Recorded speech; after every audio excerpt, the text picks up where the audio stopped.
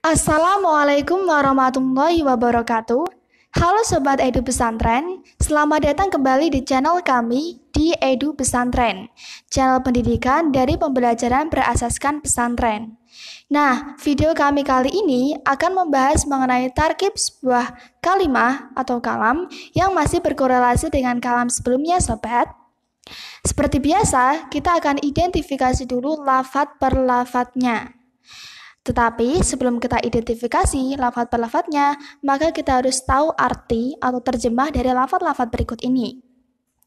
Nah, arti dari lafadz-lafadz ini ialah pembagian yang ke-9 itu ialah lafadz-lafadz yang dinamakan isim fi'il.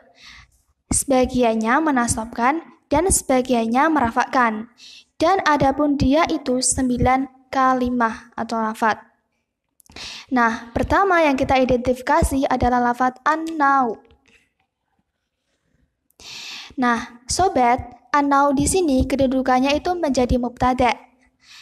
Karena dia ada isim jatuh di awal, namun tidak mesti semuanya itu menjadi mubtada.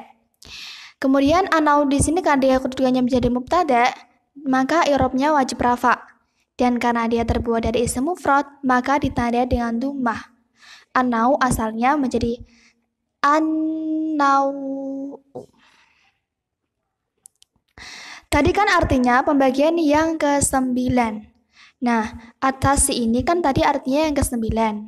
Karena dalam bahasa Jawa itu yang diartikan sebagai kang, sedangkan kang itu sebagai tanda maknanan dari sifat dalam maknanan Jawa, maka atas di sini ini kedudukannya sebagai naat atau sifat dari an-nau, yaitu sebagai lafadz sebelumnya.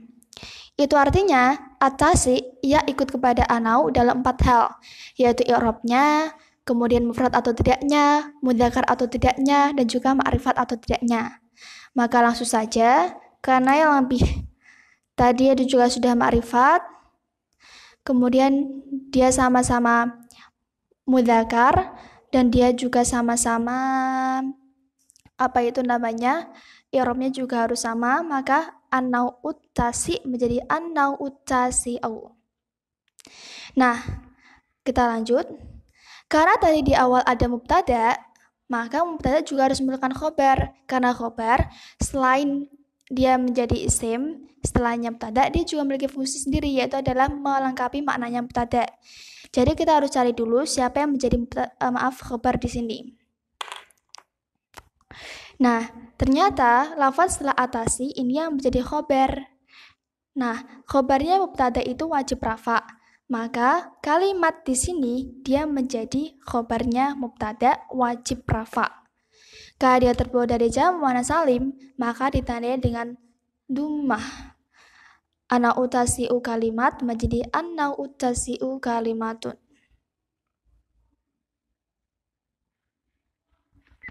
Kita lanjut. Kemudian lafadz tusamma.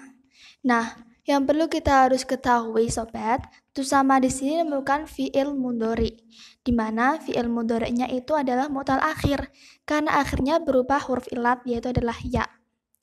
Nah, sebelumnya dari fi'il mudhari ini tidak ada amil nasib maupun amil jazim yang mempengaruhi. Maka tusamma fi'il mudhari tadi dia wajib rafa.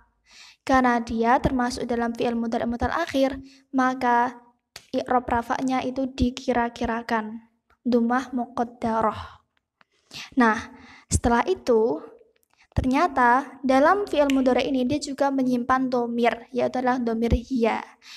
Kenapa? Karena setelah tusamma nanti fa'ilnya itu disimpan, tidak didohirkan. Terus bagaimana kita tahu fa'ilnya itu yang disimpan? Maka kita harus mempelajari yang namanya adalah kias atau tasrif. Dengan mengurutkan tasrif, maka kita akan bisa tahu fa'ilnya yang cocok dengan tusamma ini apa. Nah, ternyata tusamma itu cocoknya dengan fa'il hiya. Kita lanjut. Seperti tadi, karena tadi fa'ilnya disimpan, maka setelah fa'il ialah maf'ul bih atau objek. Ingat, maf'ul bih itu wajib nasab. Maka di sini dia nasab karena dia tuh terbuat dari jamak taksir. Asma menjadi asma'a.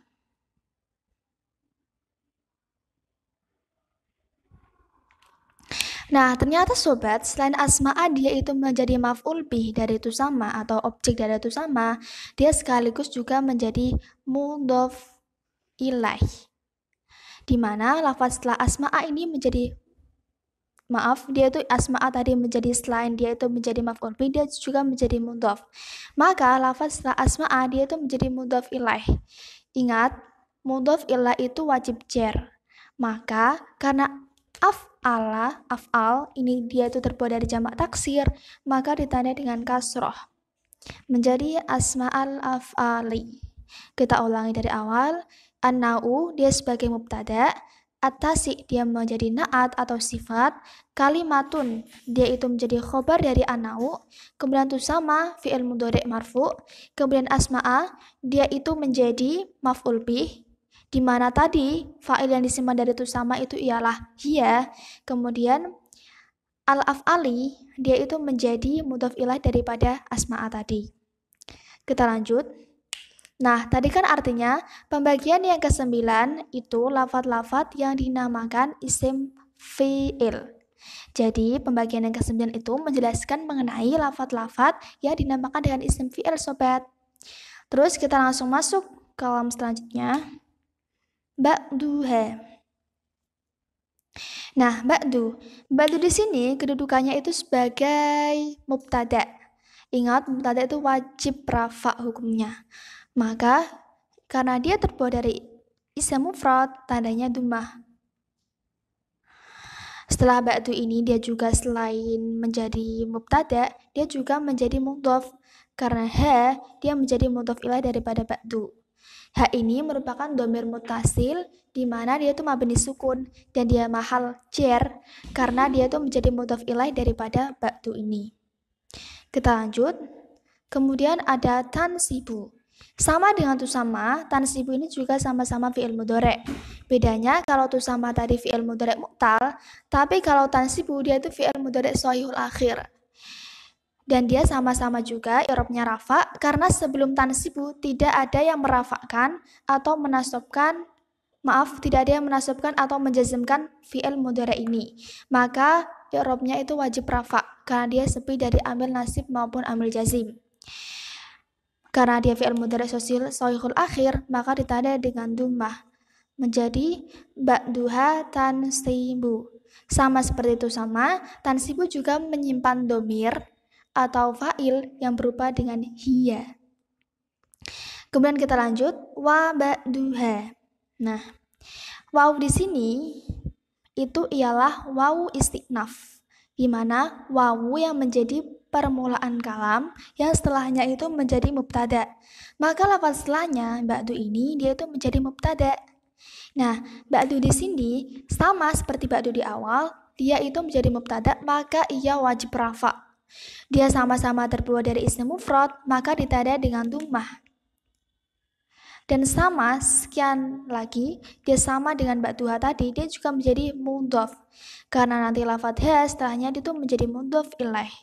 Yang ia mabni sukun, mahal jar menjadi mudhof ilaih dari ba'duha. Menjadi mudhof ilaih dari ba'du.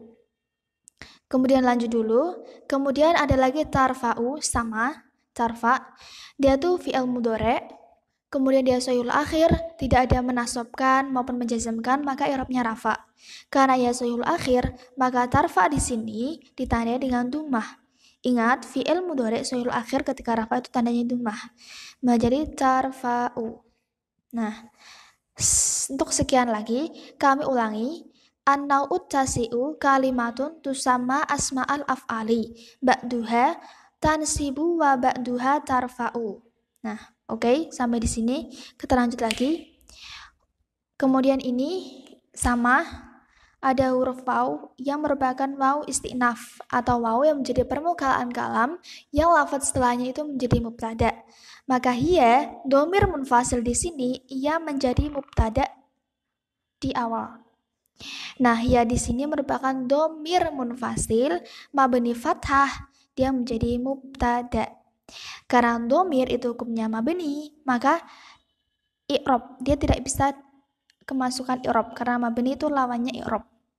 Dia bukan lafadz mu'rab. Nah, kemudian karena ingat tadi karena mubtada juga butuh khobar, maka lafadz setelahnya hiya tadi dia tuh menjadi khobar dari mubtada yang mubtadanya berupa dhamir munfasil.